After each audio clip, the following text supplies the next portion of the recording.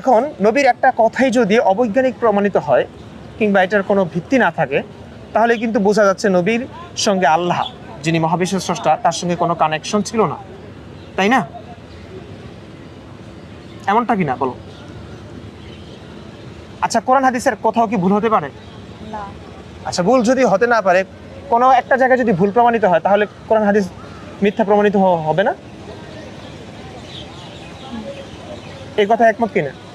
ওকে, এখন তুমি বলো যে এই যে এখন বাংলাদেশে গরম পড়ছে, প্রচণ্ড গরম, এই সময়ের সবচেয়ে বেশি গরম পড়ছে বাংলাদেশের ইতিহাসে, কিন্তু ঠিক এই সময়টাতে পৃথিবীর অন্যান্য দেশে যেমন অ্যান্টার্কটিকায়, হ্যাঁ, অনেক অনেক দেশে প্রচণ্ড পরিমাণে শীত পড়ছে এবং সেখানে 12 মাস শীত পড়ছে।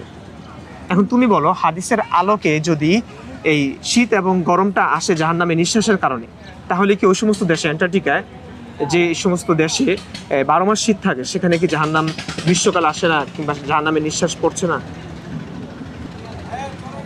এটার উত্তর তুমি কি দিবে বলো?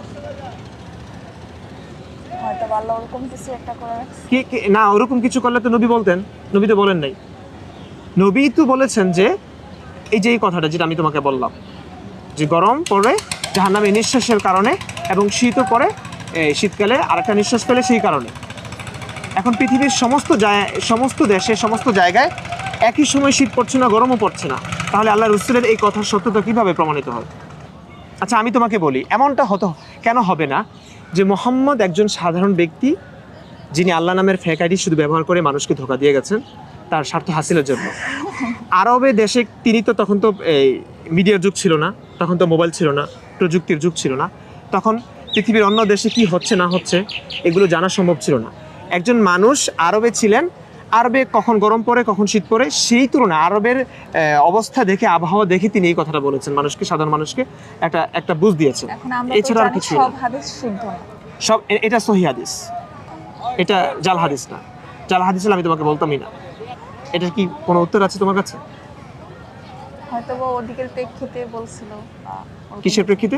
ওই যে জায়গায় থাকতো বা ওইরকম কোনো প্রেক্ষিতে উনি বলছিলেন।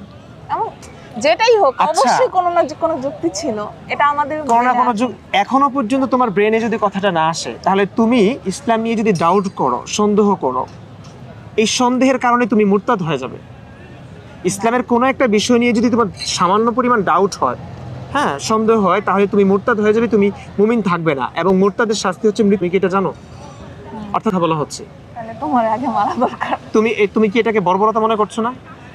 না, কেন বলবো? যেখানে এত কিছু ডাউট হবার বিষয় আছে, সেখানে ডাউট করলে তোমাকে